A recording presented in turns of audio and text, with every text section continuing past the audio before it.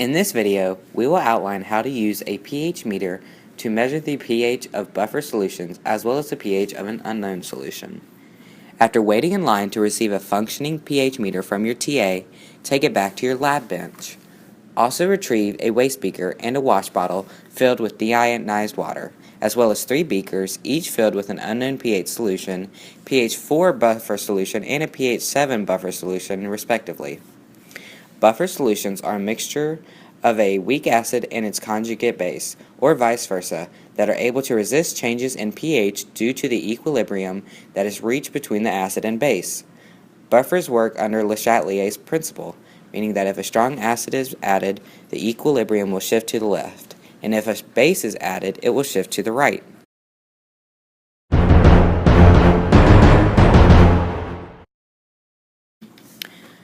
Open the bottle at the end of the pH meter, but make sure not to remove the cap.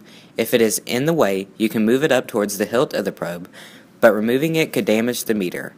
Hold the meter over your waste beaker and rinse it with the wash bottle. Gently shake it and then dip it into the pH 7 buffer. On the screen, either use a stylus or mechanical pencil with its lead retracted to click the Sensors option, then select Calibrate from the drop-down menu. Once a new screen has appeared, choose Calibrate Now, and once the voltage has reached a constant number, enter 7.0 into the first box. Press Keep, then repeat the steps for the pH 4 buffer. Make sure to rinse the probe with the wash bottle between each solution. Next, press OK, rinse, and place the probe back into the pH 7 buffer to ensure that the meter was correctly calibrated.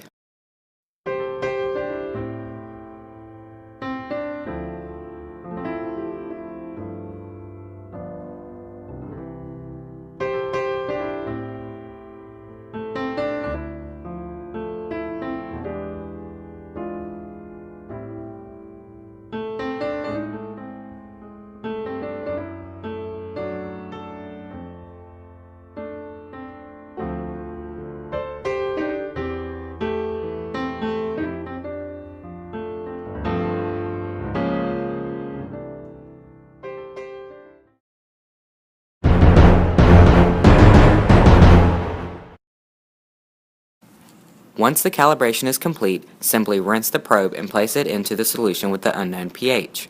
Once the meter has reached a constant reading, you can record that as the pH measurement. Once completed, simply rinse the probe with the wash bottle, slide the cap closer to the end of the probe, making sure not to remove it completely, and screw the bottle back on. Remember, no lab is complete until the lab bench is cleaned.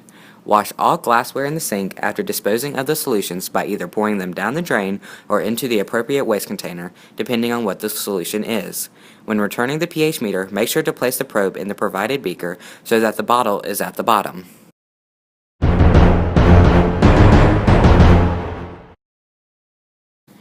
In order to understand acids and bases, it is also necessary to understand the dissociation properties of weak and strong acids. The term strength in reference to acids refers to how much the acid will dissociate in presence of water. Strong acids will dissociate completely in aqueous solution, thus forming a one-way, irreversible reaction. In contrast, weak acids will only partially dissociate in solution, and thus an equilibrium is formed.